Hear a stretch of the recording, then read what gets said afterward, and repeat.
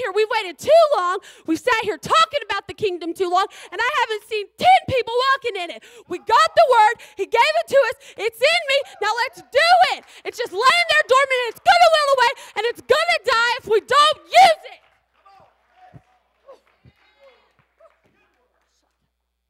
As the Father has loved me, so I have loved you. Now remain in my love. He's loved me. That's a love you can't deny.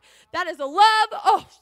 A lot of people have let me down. A lot of people have not shown me they love me. But I tell you one thing. There's a man who has never let me down. His love has always proven itself. Whenever I needed him, I just had to ask. I just had to say, Lord. And there he was.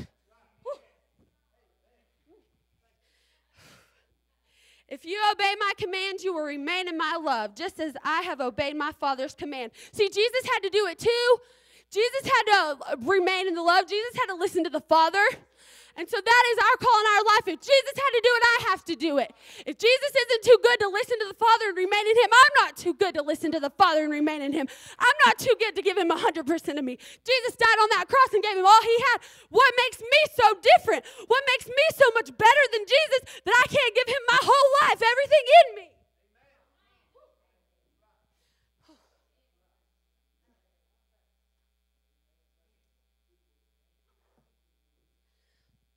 Greater love has no one known than to lay down his life for his friends. I thank God that he calls me his friend.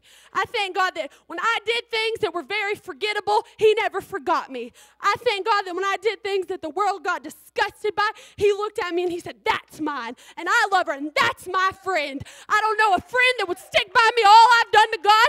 I don't know a friend who would listen to me in the midnight hour when everybody was gone. I tried to call everybody in my phone book, and God said, you call me. You call me. Don't open up your cell phone in the middle of the night when your family's left you and you're crying and you don't know where to go, so you got to call somebody. You just call me, and I'll be there, and I'll deliver you, and I'll set you free.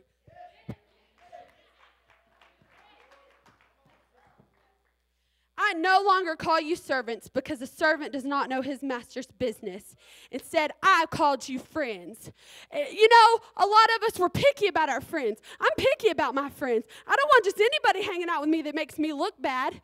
But God says he calls us his friend. He calls us his friend. We know his business. Not everybody knows my business. There's certain people who I let get close enough know my business. And I thank God that I'm close enough to him that I know his business.